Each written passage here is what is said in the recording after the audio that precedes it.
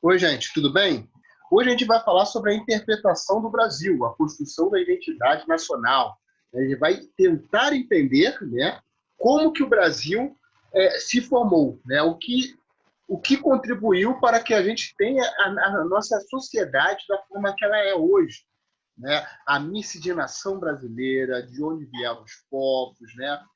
As teorias que explicam essa miscigenação. Então, hoje a gente vai se embrenhar no meio aí desse emaranhado de teorias. Tudo bem? Vamos lá. Construir a identidade nacional. A construção da identidade cultural brasileira é muito diversa, tendo como componente a influência de várias vertentes intelectuais na interpretação da sua formação social.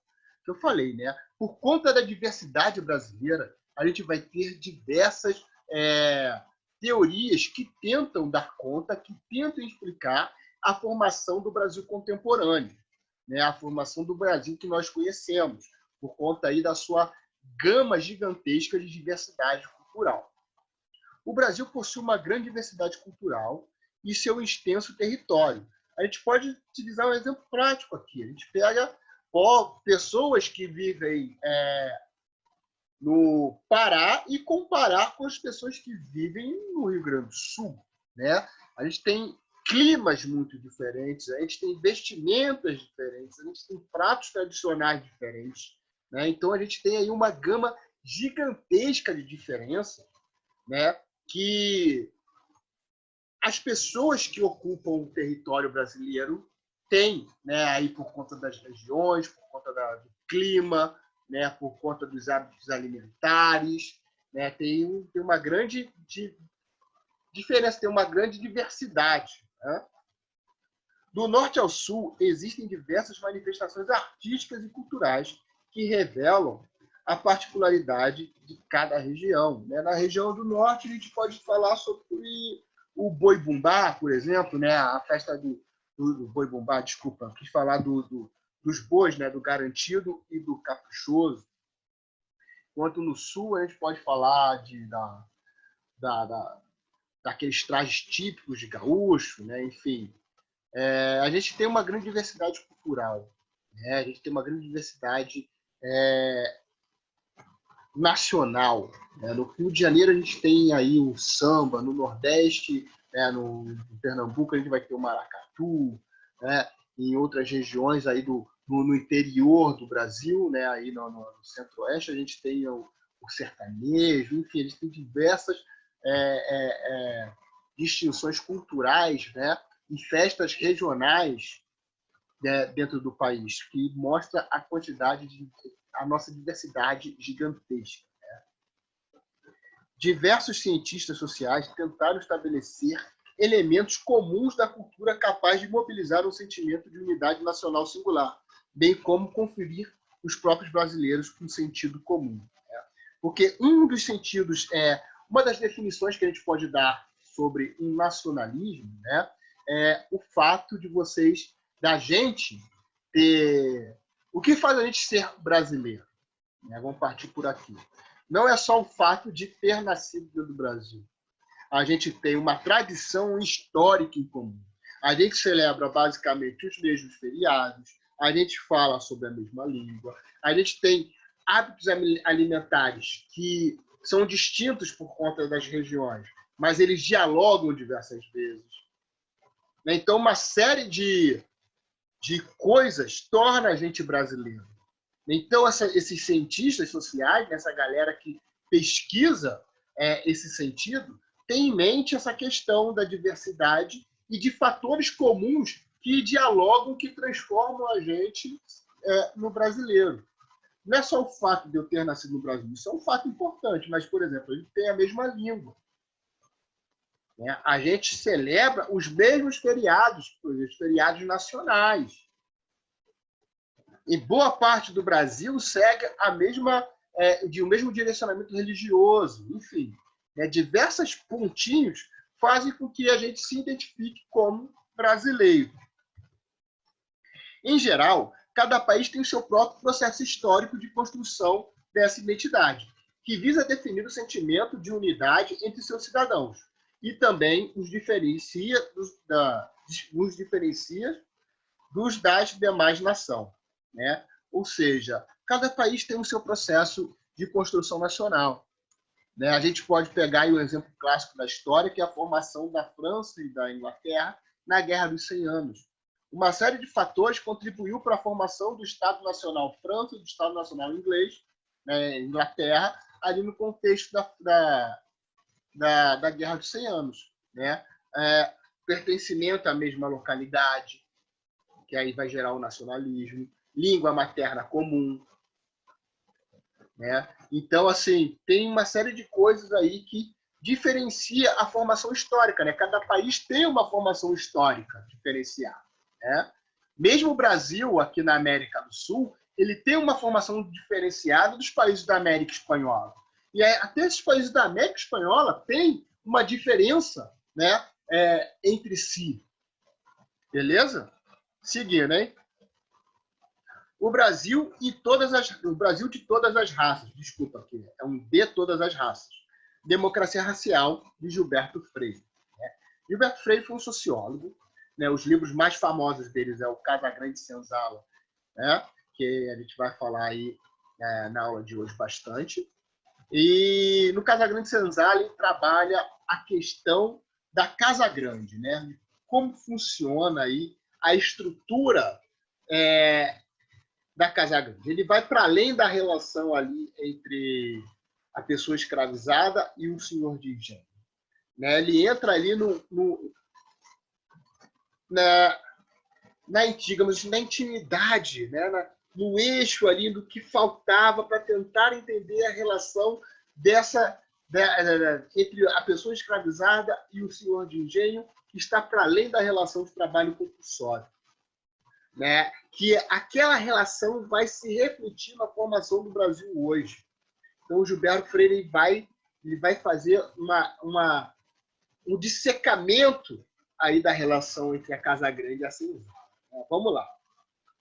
Freire afirma que o Brasil não é apenas uma extensão das tradições europeias, mas uma mistura étnica e cultural muito peculiar de três grandes matrizes: europeia, africana e indígena. Né? Os indígenas são aí os nativos americanos que já estavam aqui antes da invasão dos europeus. Né? Os europeus chegam e aí começa a miscigenação. E os europeus, basicamente, aí, explorando a costa africana, vão trazer milhares e milhares de pessoas escravizadas da África para o Brasil. Consequentemente, a sociedade brasileira vai ser, em sua grande maioria, a junção dessas três matrizes: da europeia, da africana e da indígena. Obviamente, com o passar do tempo, chegam outros povos, como, por exemplo, os asiáticos, né, os povos de origem árabe, mas eles ainda são minorias dentro da sociedade brasileira. A sociedade brasileira é uma sociedade negra. A presença africana, ela é maior, né, o número de pessoas que descendem de africanos, né, que têm traços, né, negros, é a maior parte da população brasileira. Tonalidade de pele, tipo de cabelo, lábio, enfim. A maior parte da população brasileira é constituída majoritariamente por negros. Beleza? No século XIX, predominou no Brasil ideias racialistas, que julgavam a miscigenação como uma causa inferior. O século XIX, apesar de ser um século de grande crença no padrão científico, né, no crescimento da ciência, um crescimento sem limites, é um século que traz muitas teorias baseadas ali também no darwinismo social, né, que justificava, por exemplo, o ato de subjugar um povo, porque esse povo, teoricamente, ele era inferior, né, menos apto do que o outro. São ideias pseudocientíficas que vão legitimar o racismo. Inclusive, essas ideias pseudocientíficas, elas vão ser legitimadas lá por Hitler, quando ele escreve o Mein Kampf e fala sobre a raça ariana. baseados aí nessas ideias racialistas, nessa pseudociência, que fala sobre uma etnia ser superior às outras, né? A miscigenação, segundo aí o conceito racialista, é algo prejudicial para a sociedade. Então, a miscigenação causa uma inferioridade entre os indivíduos, segundo aí as ideias racialistas. Essas teorias faziam uma hierarquização dos povos em virtude da desigualdade biológica entre os seres humanos. Dessa forma, a miscigenação seria algo ruim, a raiz de defeitos morais como a preguiça e a indolência do povo brasileiro. A racialização fala, tem essa etnia que é a melhor etnia de todas. E a partir do momento em que a gente vai misturando as raças, as etnias, a gente começa a ter vícios morais, a gente começa a ter, digamos, algumas discrepâncias dentro dessa miscigenação. Né? Então, a miscigenação para as teorias racialistas é algo ruim, é algo que legitima o racismo, é algo que legitima uma raça ser superior à outra. Né? Ou seja, é uma pseudociência, é algo falso, né? É algo sem embasamento nenhum científico. Inclusive, o governo brasileiro, aí no século XIX, ele vai chegar a promover políticas de embranquecimento da população. Né? O que significa isso? A ideia de que existiam muitos negros aqui no Brasil, provenientes aí da chegada de africanos escravizados.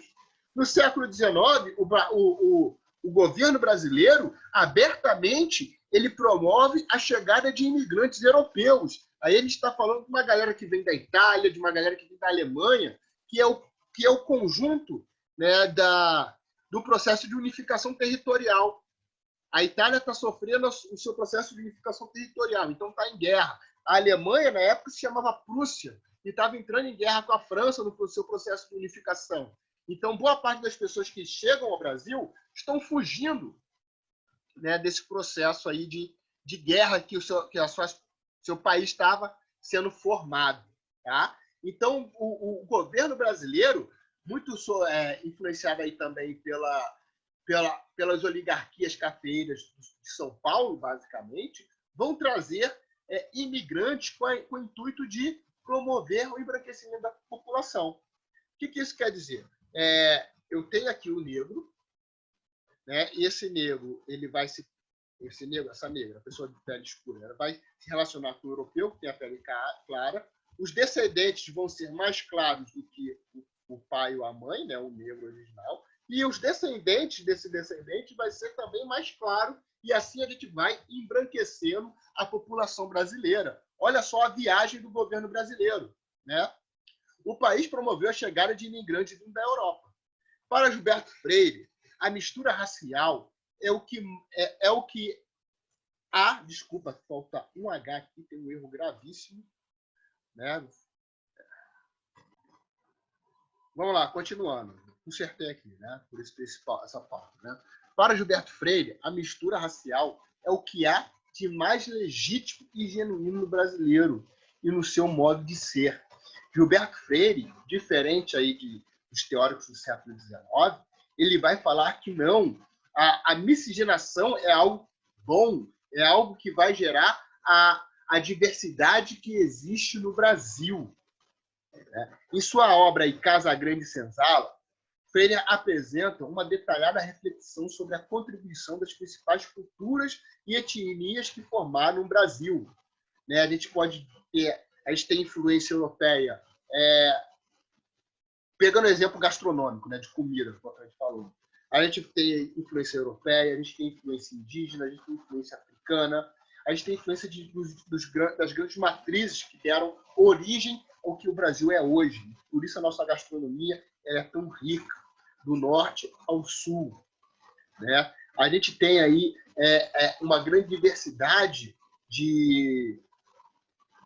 cultural, uma grande diversidade em diversos aspectos por conta aí dessa grande construção desses três povos que deram origem ao Brasil. Tá? Durante o governo Vargas, né, basicamente, durante a construção aí do Estado Novo, a mestiçagem passou a ser estimulada. Durante o governo Vargas, o mestiço passou a ser considerado símbolo nacional. Né? Vargas, por exemplo, vamos utilizar o exemplo da capoeira. A capoeira era algo perseguido, proibido. Né? Se você fizesse capoeira, você poderia ser preso por vadiagem. No governo Vargas, a capoeira deixa de ser algo perseguido e passa a ser um patrimônio brasileiro. No governo Vargas, a gente vai ter uma grande aproximação de Vargas, por exemplo, com o samba, né, com os desfiles da escola de samba. Vargas ele vai trazer o mestiço como a brasilidade. O mestiço brasileiro, o cara aí que é a personificação do entrelaçamento do indígena, do negro e do europeu, vai ser um cara exaltado no governo Vargas. Vai se tornar símbolo do Brasil, não só dentro do Brasil, mas para fora do Brasil também. Né? Então, Vargas ele vai se apropriar dessa questão e vai mostrar que o mestiço, que o brasileiro, ele é algo único no mundo. Outra característica marcante da sociedade brasileira reside no seu passado colonial. Né? O passado, como a gente falou no início da aula, né, cada povo tem aí a sua origem histórica. Né? Cada povo tem aí seu processo de consolidação nacional. O Brasil, a base da sociedade brasileira, tem a sua origem, né, no latifúndio escravocrata, que era basicamente a base econômica do Brasil colonial. Né, que a gente tinha aí o grande proprietário de terra e a mão de obra escravizada que impulsionava a economia brasileira. E a família patriarcal, a família liderada pelo patriarca, pelo pai, pelo homem. Né? Isso significa que a sociedade agrária no Brasil foi consolidada mais por iniciativa de organização familiar que pela atuação do Estado. Ou seja, os costumes, né, da tradição familiar patriarcal e do latifúndio, eles foram mais influenciadores para a formação do Brasil hoje do que o próprio Estado. Para Freire, a miscigenação proporcionou um equilíbrio do antagonismo, uma sociedade diversificada, em que a Casa Grande era o centro da sociabilidade entre os senhores e escravos, estruturada na harmonia da família patriarcal. A gente está falando aqui de Casa Grande, né? A Casa Grande é uma sociedade açucareira, que ela vai ser basicamente o produto de exportação do Brasil durante todo o processo colonial. Ela é basicamente estruturada ali pela Casa Grande, que era onde vivia o senhor de engenho, o dono do engenho, né? Em sua volta ali tinha a capela, tinha a senzala, tinha a moenda, tinha a plantação da cana, né? E Freire está falando que a Casa Grande era o centro das relações. Por quê? A pessoa escravizada, né, se ela poderia ocupar um determinado cargo e conseguiria frequentar a Casa Grande. Né? A Casa Grande era onde existia o senhor, a família do senhor, e ela também mostra uma hierarquização e um preconceito enraizado da família brasileira, né, da família patriarcal brasileira. Por quê? Na Casa Grande, na sociedade de engenho, quem manda é o senhor de engenho, né? O patriarca. Consequentemente, as filhas desse patriarca, elas eram subordinadas a ele. E a partir do momento que elas saem desse caso, ela passa a ser subordinada ao pai. Então a gente tem toda ao marido. Então a gente tem toda uma estrutura patriarcal que é baseada no machismo, que ainda vigora, ainda tem traços na sociedade brasileira. Obviamente que hoje a gente já milita, já tem uma desconstrução, né, dando protagonismo para aqueles que merecem ser protagonistas, para tentar desconstruir esse ranço cultural que a gente vem trazendo desde o período colonial. E, consequentemente, a questão da pessoa escravizada ali também. A gente tem o senhor né, o senhor de engenho, que é proprietário ali, né? O escravo ele era visto como uma mercadoria, né? E essa pessoa escravizada, ela é subordinada a essa estrutura patriarcal, essa estrutura hierarquizada, a estrutura que concentra poderes na figura do patriarca, do homem, do dono da fazenda, né? E, consequentemente, quando se abole a escravidão, por exemplo, no Brasil, o negro ex-escravo ele não é inserido na sociedade, ele é deixado de lado. E isso explica muito a desigualdade social que a gente tem aqui. Beleza? Esse quadro aqui, meus queridos, é um quadro muito maneiro que ele é chamado de rendição de Kant, que ele mostra essa ideia de embranquecimento da população brasileira, né? Aqui, do lado esquerdo, a gente tem uma senhorinha, né, negra, né, bem velhinha, bem provável que ela tenha sido escrava, né, tenha sido escravizada, né? Vejam aqui que ela está descalça, pisando no chão de barro. Ao lado, a gente tem uma moça que tem uma pele um pouco mais clara, né? Uma pessoa ali, e bem provável que seja filha dessa senhora, né? Que poderia ser filha aí do seu antigo senhor, né? Violência sexual, que as mulheres ali, né? As pessoas escravizadas eram submetidas a todo momento. Mas vejam que ela tem a pele mais clara do que a senhora aqui. E essa moça aqui, de pele mais clara, é casada com esse cara aqui branco, né? Esse cara é branco. E vejam o filho ou a filha deles aqui, é um nenenzinho, uma nenenzinha mais branca ainda. Olha o embranquecimento da população, retratado aqui, né? E tem outras paradas aqui também, que vejam só, a negra, né, ela está o quê? Descalça no chão de terra. A pessoa que tem a pele mais clara aqui está calçada e parte do pé, né, no calçamento e outro no barro. E o imigrante aqui, o europeu, mesmo que pobre, ele está calçado e já pisando não no barro. Isso aí a gente pode levar para as interpretações como a ascensão social, os privilégios sociais, enfim. Né? Esse quadro é muito bacana e se chama A Redenção de Kant. Beleza? Vamos lá. Ó. O historiador Sérgio Buarque de Holanda, em seu livro Raízes do Brasil, buscou identificar elementos no passado colonial que dificultam a modernização da sociedade brasileira. Ou seja, ele vai fazer uma análise do processo de colonização do Brasil até a sociedade contemporânea. Né? O livro Raízes do Brasil foi escrito em 1936. Beleza? Então, a gente pega aí um longo período histórico de análise sobre as construções das relações sociais existentes no Brasil. Tranquilo? Beleza até aqui? Vamos seguindo. Estudou as relações sociais no Brasil colonial e quais as relações ainda permanecem presentes. Então, ele chega no Raiz do Brasil, ele estuda a continuidade e as rupturas. Né? O que permanece, de fato, na sociedade brasileira e o que rompe, o que sublima, o que se perde. Tranquilo? Os ibéricos, para o autor, não se preocuparam em estabelecer laços com um novo mundo. Então, ele vai falar o seguinte, né?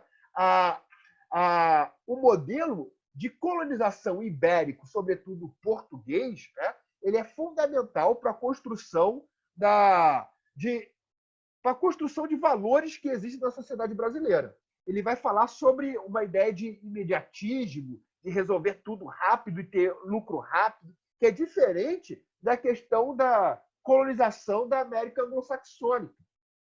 Né? Aí a gente consegue diferenciar, puxando para a história aqui, né? Apesar da aula ser de sociologia, a gente fala sobre o modelo de colonização de plantations, né?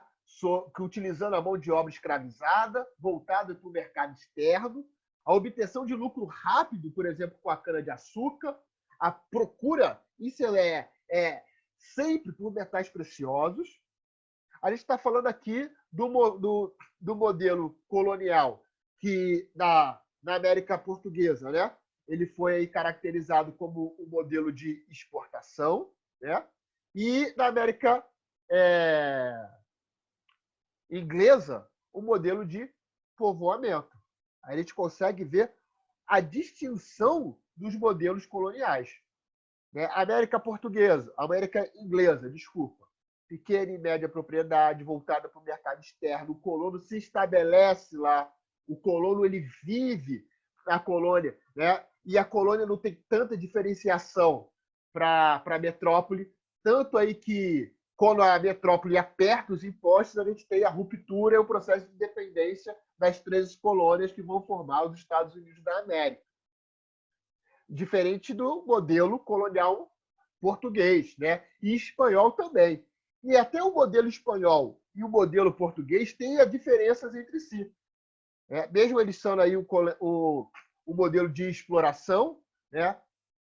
Pacto colonial, mão de obras escravizadas na América portuguesa, maciçamente africana, na América espanhola, maciçamente indígena, né? Mas eles vão ter a sua diferenciação.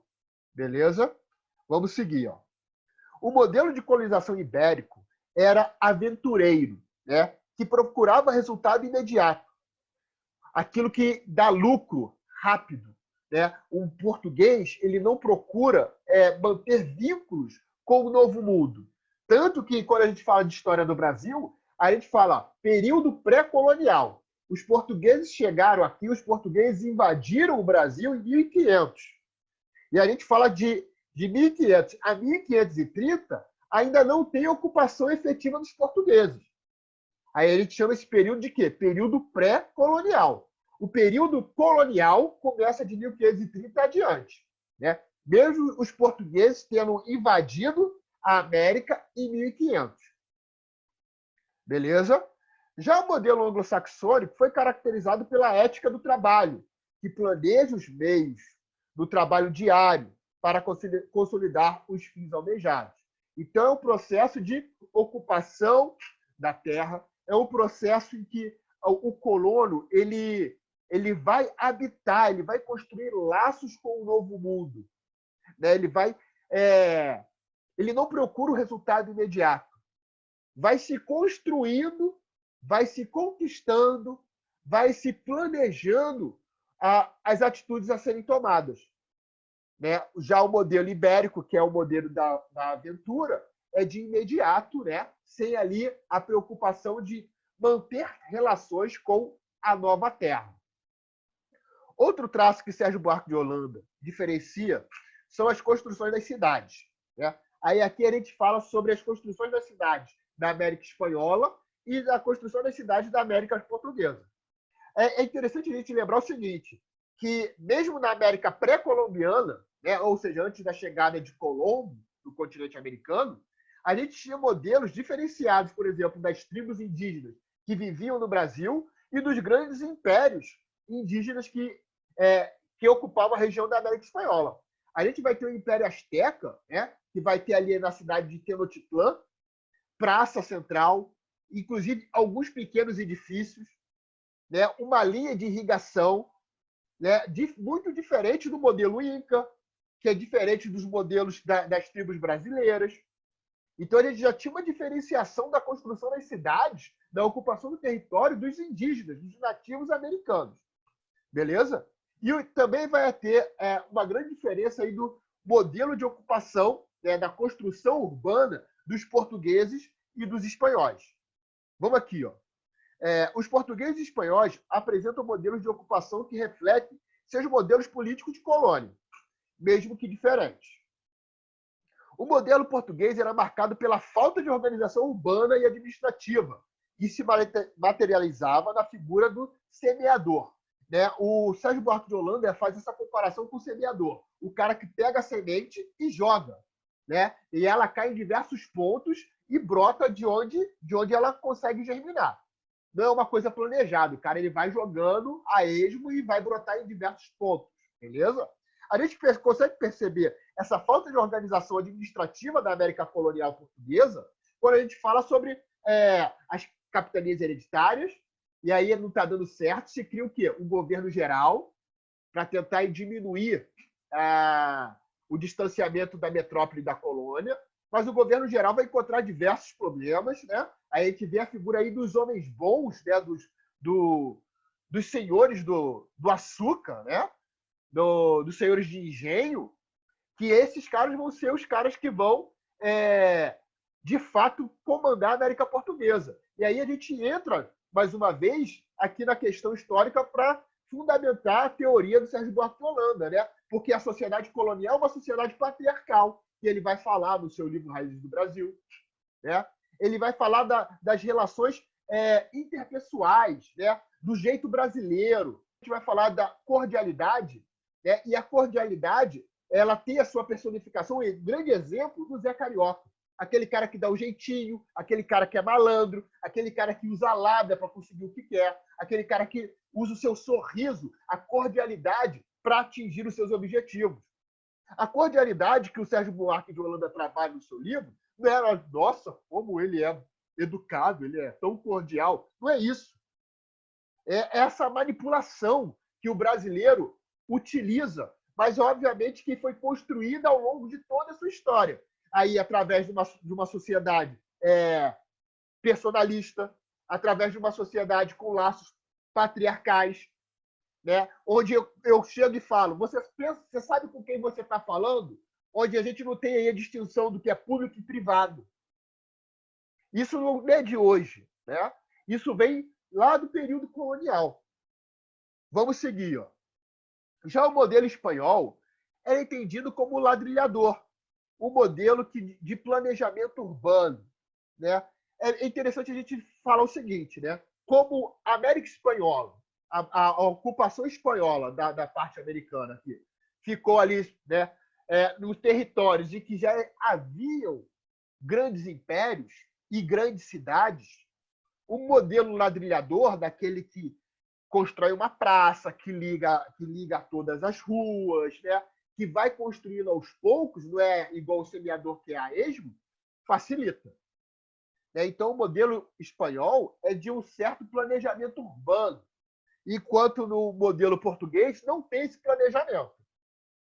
O autor afirma que o modelo semeador deixou um legado de supremacia dos interesses pessoais em relação aos interesses coletivos. Né? Aí a gente começa a falar sobre o que é bom para mim e não importa se é bom para os outros. Né? Uma sociedade aí, digamos que individualmente egocêntrica. O meu primeiro. Os outros, tá, eles que lutem, né? Então é dessa forma que ele vai construindo, obviamente que não utilizando as gírias que eu estou usando, né?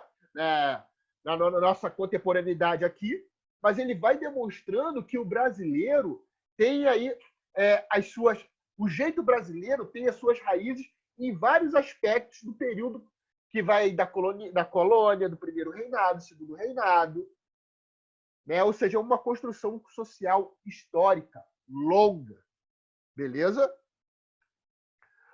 Enfim, um homem cordial. Para o autor, é um homem movido pelo coração e pelos sentimentos, que se opõe ao homem racional.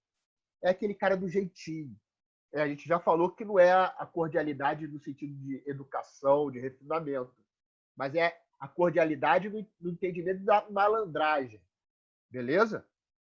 A cordialidade do homem brasileiro seria incompatível com a modernização da sociedade brasileira. Por quê? Porque se eu não penso no coletivo e eu penso apenas no meu, se eu utilizo a minha lábia, o meu jeito para construir coisas, né, para conseguir coisas que são de meu interesse e proteger aqueles que são os meus próximos, isso dificultaria a construção do modelo burguês democrático, né, de uma liberdade liberal, do liberalismo clássico burguês, em que a gente tem aí a construção do coletivo em detrimento da construção do indivíduo. Tranquilo? Vamos lá. Ó. Para o autor, o oposto da cordialidade é a civilidade. a civilidade seria uma forma de defesa do indivíduo diante da sociedade. E a civilidade viria aí com, por exemplo, a formação do Estado liberal burguês. A gente falou disso em filosofia, quando a gente fala da construção do Estado em Hobbes, quando a gente fala da construção do Estado em Locke, né? Quando os iluministas começam a verbalizar, né, o porquê o Estado é necessário e como a sociedade surge. Obviamente que diferenciando Rousseau, porque Rousseau ele é um crítico à formação social e ele é favorável, né, ele tem um apreço maior pelo homem em estado de natureza, que tem um pensamento divergente de Hobbes e de John Locke, por exemplo. Outro traço marcante da sociedade brasileira seria o personalismo, que está relacionado ao predomínio acentuado das relações pessoais e familiares em diversos aspectos da família. Da vida. Né? Ou seja, os meus chegados, aquela galera que está ali junto comigo. Né? Veja aí a sociedade açucareira, o senhor de engenho. E tinha os homens bons, por exemplo, nas câmaras municipais também. O senhor de engenho, ele é o quê? Ele é o líder da família, uma família de organização patriarcal. E ele vai proteger aqueles que estão próximos a ele. Ele vai fazer o quê? Ele vai favorecer alguém. Ele vai dar um cargo para alguém, porque é amigo. O político, ele é fulano, ele é protegido político de ciclano. O político vota nesse cara aqui porque ele é meu filho. Né? A família que segue na política, filho de fulano, de Beltrano, né, com o mesmo sobrenome. Então, a gente tem aí traços que dificultam o processo de modernização da sociedade brasileira ainda hoje, identificados pelo Sérgio Buarque de Holanda aqui em 1936. A gente está em 2020. A gente não está nem no século que esse livro foi escrito. Tranquilo? O autor critica o chamado familismo, uma forma pela qual o quadro familiar se manifesta na sociedade brasileira. Aí é aquela questão que eu estou falando desde o início aqui, né? Os favores, né? A familiaridade. Tranquilo, gente?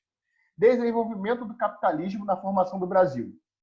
Em uma obra intitulada A Formação do Brasil Contemporâneo, de 1942, Caio Prado Júnior analisou o período colonial brasileiro como parte do processo de desenvolvimento do capitalismo europeu.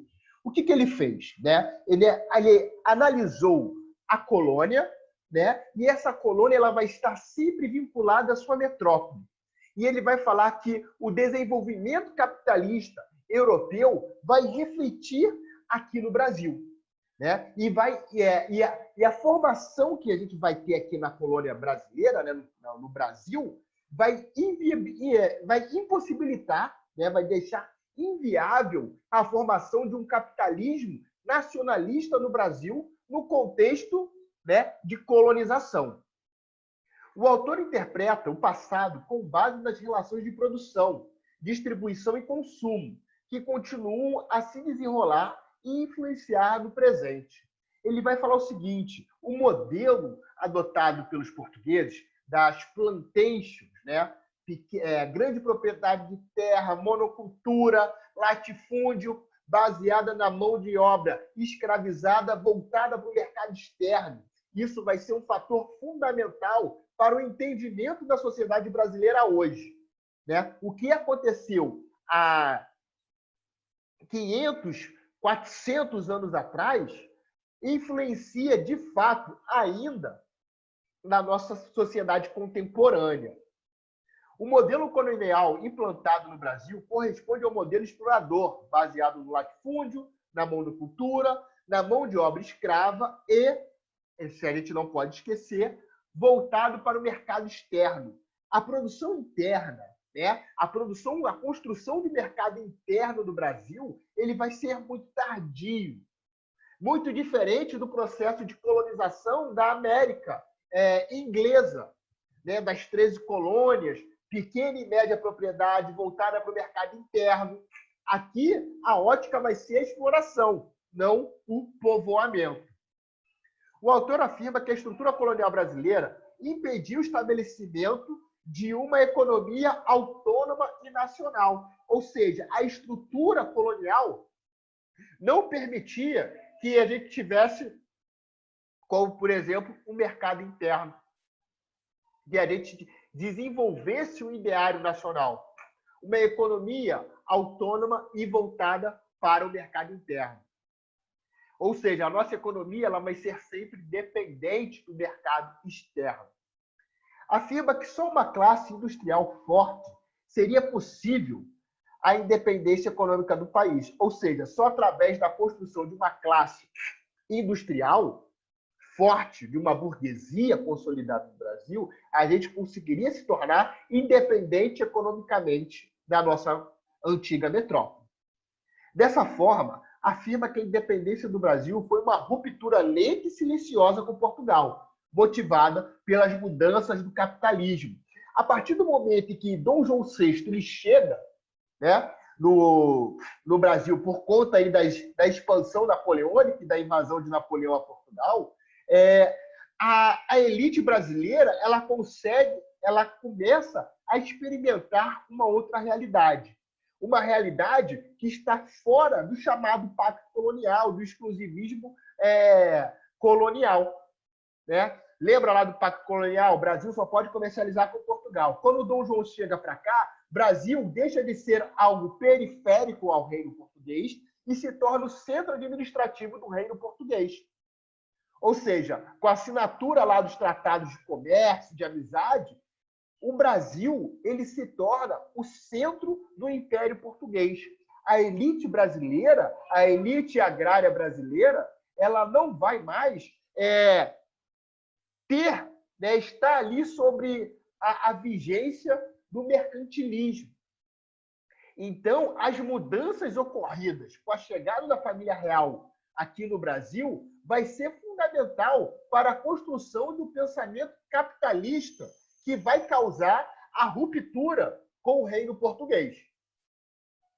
A chegada da corte portuguesa ao Brasil é entendida por Caio Prado Júnior como um dos fatores singulares na concepção do processo de emancipação política brasileira. Para o autor, a emancipação política foi orquestrada pelas elites locais com o apoio da coroa portuguesa, tendo em vista as circunstâncias conjunturais que inviabilizavam a capacidade da metrópole de manter o controle e o poder sobre as terras brasileiras, em meio às tensões sociais que ocorriam em Portugal. Portugal, né, vai estar vivendo ali as chamadas revoluções liberais, a Revolução do Porto, né, que vai tentar impor uma Constituição e reduzir os poderes de Dom João VI. E sem falar que, por conta das guerras napoleônicas, Portugal já estava bem zoado, financeiramente falando. Então, Portugal não teria capital suficiente para armar uma esquadra e tentar manter o Brasil sobre o pacto colonial. Então, entra a Inglaterra, começa aquele processo de negociação, e a Inglaterra consegue negociar o processo de independência do Brasil com Portugal através de um pagamento e de um título concedido a Dom João VI. Né? Mas, como o autor aqui fala, a emancipação política do Brasil ela não tem a participação popular. A independência do Brasil não vai ter a participação popular, a proclamação da República não vai ter a participação popular. Né? A população brasileira, a sua grande maioria, ela é sempre deixada de lado dos grandes processos históricos de ruptura que a gente vai falar aqui. Tranquilo? Mesmo com a independência e a consolidação do capitalismo, o Brasil não perdeu seu caráter dependente em relação aos países europeus. Vejam só, o Brasil não é mais uma colônia, mas a mentalidade da plantation, do latifúndio, né, do não desenvolvimento do mercado interno vai prevalecer. Caio Prado Júnior ressalta que o caráter elitista da emancipação brasileira, na qual grande parte da população permaneceu alheia aos acontecimentos que influíram no processo de independência. Né? O historiador chamado José Murilo de Carvalho, no seu livro Os Bestializados, ele transcreve, né, nas últimas páginas do livro, falando que a população brasileira ela não sabia se, por exemplo, a proclamação da República era um desfile, era uma festa, era um carnaval, só que a população assistia bestializada à proclamação da República. Ou seja, não teve participação popular na proclamação da República, assim como também não teve participação popular no processo de emancipação do Brasil em relação a Portugal. Então, o Caio Prado Júnior está falando aqui que a população ela sempre permanece alheia a esses acontecimentos. O descontentamento de setores dominantes regionais contra o governo imperial, submisso aos interesses de Portugal, tomou forma nas inúmeras revoltas durante a regência, período regencial, em que Dom Pedro ele volta para Portugal após o primeiro reinado e o Brasil é governado por regente até o filho de Dom Pedro completar a maioridade. A gente sabe que ele não completa a maioridade, ele dá ali o golpe da maioridade, e assume o trono brasileiro com 16 anos de idade.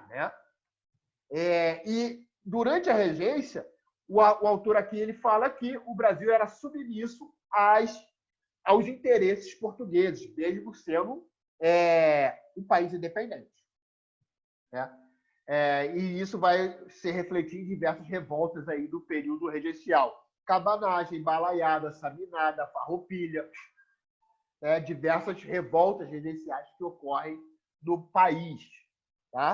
As tensões políticas somadas à crise econômica, bem como a pressão internacional pelo fim do trabalho escravo, considerado incompatível com os anseios do mercado capitalista em ascensão, enfraqueceram o governo imperial.